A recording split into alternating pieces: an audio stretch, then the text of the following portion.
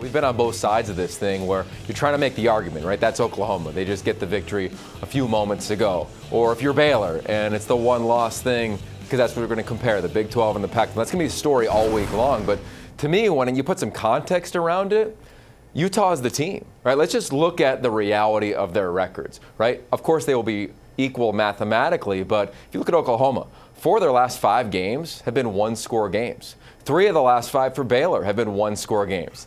There's only been one-score game for Utah in which they've won this year, and it was Washington on the road. They're smoking teams. So I think when you look at the reality of margin of victory, strength of schedule, nobody's really special. This week, of course, will be debated because of having to play the same team twice. Baylor and Oklahoma, both of those teams will be ranked. We'll see where they net out on Tuesday. But bottom line, I think what Rob said stuck out to me is they recognize Utah. It's not about what the Pac-12 as a conference has done or what Oregon has done in their loss to Auburn in week 1 or their loss last week at Arizona State. It has nothing to do with that. It has to do with the team that just dominated Colorado and has dominated everybody since they lost at the Coliseum for the most part. So I just think that is the reality of where the committee is going to net. You know, we're going to hear a bunch of people on Twitter and people from different regions, specifically the South, and of course the Big 12 community, talking about same records, strength of schedules. But to me, I think the style in which Utah has dominated is what will be the loudest in the room come Tuesday. They'll slide up to 5, and then we'll see what happens in the SEC title game.